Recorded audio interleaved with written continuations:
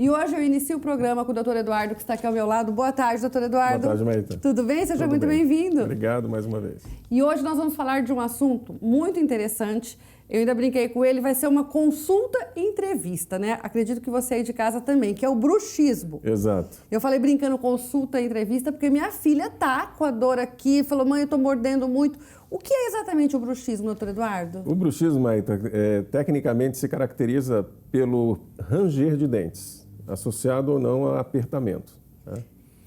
E motivado essencialmente por questões emocionais. Que a pessoa fica tensa e aí ela Isso. prende, é isso? Isso. Não há ainda, não se pode dizer que há uma cura para o bruxismo.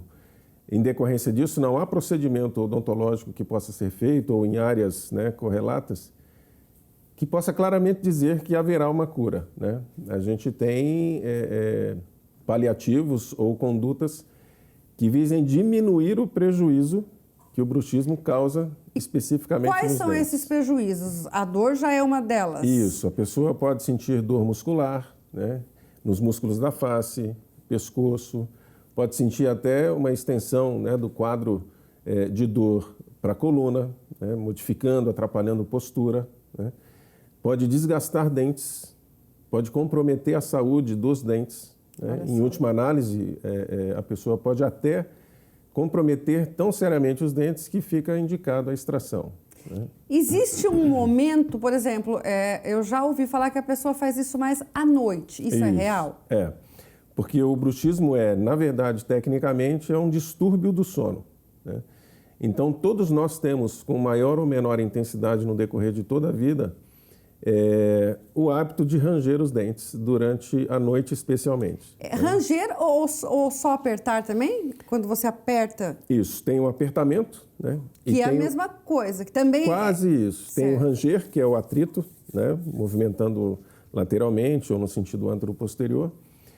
E esse ranger pode também estar associado a apertamento. Mas a sua colocação é extremamente importante sobre o seguinte aspecto. Durante a noite é o ranger, que efetivamente é mais crítico. E é feito de forma inconsciente. A pessoa não controla. Não sabe, não percebe o que está fazendo. E eventualmente nem sabe, exatamente, nem sabe o que está fazendo. Está dormindo, não... Isso. Só que durante o dia, como a gente chama de bruxismo de vigília, é que pode acontecer o apertamento. Também por tensão, por preocupação, em função das atividades inerentes ao dia a dia. Eu já me peguei algumas vezes durante o dia. Às vezes eu estou fazendo alguma coisa na correria e quando eu percebo, eu estou apertando os dentes. Aí eu solto.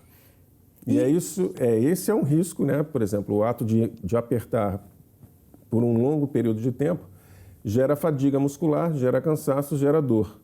A pessoa não sabe, ela não entende que a dor é em decorrência do apertamento. E vai se criando um ciclo que vai potencializando o quadro doloroso. E isso pode acontecer em qualquer idade, em qualquer fase da vida? Qualquer idade, fase da vida. Existem outras influências, né? Essencialmente hoje nós temos uma forte influência de transtornos de ansiedade, especialmente na população mais jovem. É a população que tem, em tese, todos os dentes, e que passa a ranger com mais frequência, e essa população muito jovem já apresenta um desgaste em praticamente todos os dentes. Olha só. É o que a gente chama de facetamento de desgaste, que é um sinal clínico da ocorrência do bruxismo. Do bruxismo. Né? E que precisa, obviamente, de tratamento para proteger ou recompor a alteração dentária. E como é feito esse tratamento, doutor Eduardo? Num primeiro momento, né, do ponto de vista de proteção, né, usa-se placas de acrílico, né, quase sempre, na maioria das vezes, são rígidas. Essas placas, ela é específica para cada paciente? Para cada paciente. É feito um molde? É feito um molde, seja por escaneamento, molde virtual, como a gente fala, ou molde físico, e confecciona-se uma placa específica para o paciente. Essa placa tem duas funções básicas: proteger a dentição já afetada pelo bruxismo e simular uma mordida perfeita, o que torna o comportamento noturno, né, mais apropriado segundo a própria fisiologia muscular. E essa placa, então, ela é usada só à noite, na hora de dormir? Essencialmente, a maioria dos pacientes fazem uso à noite, mas há indicativo também, se for necessário, para uso durante o dia. E mesmo quem está usando o aparelho, consegue usar a placa normalmente? Depende do modelo do aparelho, né, e da extensão, né, da superfície do dente disponível para uso da placa. Né? Mas no caso da pessoa, dependendo do modelo do aparelho, se ela não conseguir usar a placa, o que pode ser feito? Aí, no caso, outras terapias que tendem, né, a diminuir o quadro de dor, né, e alguns procedimentos clínicos, como ajuste oclusal, eventualmente a pessoa vem carregando uma má oclusão, algumas interferências dentárias, certo, que podem levar, em última análise, a quadros dolorosos, né? Alternativas até que ela esteja apta para usar uma placa. Entretanto, do ponto de vista de aparelho ortodôntico, os aparelhos que se utilizam, né, de placas, né, que são os alinhadores, esses próprios alinhadores, de certa forma, atuam para desprogramar a mandíbula durante a fase de tratamento ortodôntico. Olha só. O problema é a interrupção do tratamento, né, numa fase ainda precoce, em que a mandíbula não está perfeitamente encaixada, né, do ponto de vista da oclusão. Sim.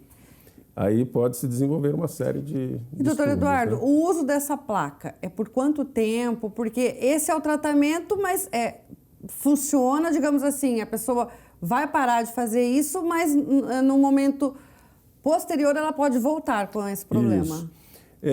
Nós temos resultados, né, respostas diversas, né? Existem pacientes que passam a usar a placa e ganham muita qualidade de vida bucal e não mais interrompem o uso da placa. E vira um hábito, ele simplesmente vai trocando a placa de tempos em tempos em função da integridade ou não da placa. Certo. Outros pacientes usam a placa no período inicial, né, para sair do quadro de urgência, se estabilizam, não mais desenvolvem o hábito e interrompem naturalmente o uso da placa, né? E existem aqueles pacientes que são os quadros mais críticos, que são os pacientes intolerantes ao uso de placa. Embora ele tenha ciência do problema, embora ele busque o tratamento, mas ele não se adapta. Por quê? Incapacidade de conviver com qualquer dispositivo rígido dentro da boca. Nossa. Daí que abre margem para alguns dispositivos que são macios, né? As chamadas placas soft. Por quê? Essa placa, ela incomoda à noite? Ela chega a ser dolorida, alguma coisa assim? Não, ela é absolutamente confortável. A sua ação é muito tranquila, porque ela não mexe, ela simplesmente fica encaixada na boca. Mas é a simples presença de um dispositivo... Não quero nada me incomodando para eu dormir. A pessoa não quer, né? Certo. E não usa. E aí é que alguns modelos de placas macias, né, se encaixam melhor para esses pacientes. Embora a placa macia não seja, tecnicamente, o melhor dispositivo de proteção. Tão eficiente.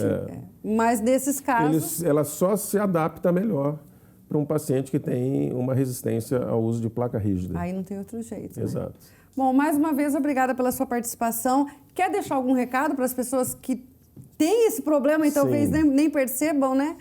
Sim, para você que suspeita, né, de desenvolver o hábito de ranger os dentes, e especialmente durante a vigília, durante o período em que você está acordado, você percebe que você aperta, né? Desenvolva a sua rotina da seguinte forma. Quando você perceber que você está apertando os dentes, naturalmente abra levemente a boca, afastando os dentes entre si. Existe até um aplicativo disponível chamado Desencoste, exatamente para desencostar o contato de um dente com o outro. E você pode programá-lo para que ele dê um alerta de hora em hora, de 2 em 2 horas, e a cada momento em que você for alertado, perceba se você está apertando ou não. Quanto mais vezes você conseguir usar, percebendo que você está com a mandíbula entreaberta, mais você está se readaptando a uma situação de maior normalidade. Agora, uma coisa importante aqui, até antes de nós terminarmos, a pessoa que tem o hábito de fazer isso só à noite e não percebe, né? Ela vai descobrir isso através do quê? Das dores? Isso, ela descobre... Que seriam os sintomas, né? Isso. Se a pessoa é casada, tem um companheiro, um parceiro, geralmente a informação vem pelo parceiro, pelo ruído gerado durante o atrito entre os dentes. Se eventualmente a pessoa mora sozinha, solteira, não tem, obviamente, como ter esse feedback noturno, passa-se a perceber pelo desgaste de dentes, os dentes vão diminuindo de tamanho, associado à dor de dente, propriamente dita, Certo. ou dor na gengiva, ou dor muscular, ou dor na articulação. Enfim, a pessoa começa a perceber que dores surgem e permanecem de uma forma que ele até então não tinha experimentado. E não sabe o que é. E não sabe, em Agora tese, já tem esse alerta aí, seria. né? Exato. Mais uma vez, obrigada pela participação, doutor Eduardo. Obrigado, Maíta. Bom, e agora eu quero falar para você do inverno. O inverno está chegando e com ele o vestibular de inverno da FAI, Centro Universitário de Adamantina. Dá só uma olhadinha. Você pode se conectar ao seu sucesso. Venha estudar no Centro Universitário de Adamantina. Cursos de alta qualidade que te preparam para o mercado de trabalho. Vestibular de Inverno 2023. Inscrições até 23 de julho pelo site fai.com.br/vestibular. Saiba mais sobre nossos cursos e bolsas de estudo. Centro Universitário de Adamantina. Conectado com o seu sucesso. Viu só? As inscrições vão até 23 de julho, vestibular de inverno 2023 da FAI, Centro Universitário de Adamantina. Nós vamos para um breve intervalo. No próximo bloco, nós temos a receita saudável, a atividade física. Não sai daí não, porque é rapidinho, eu volto já.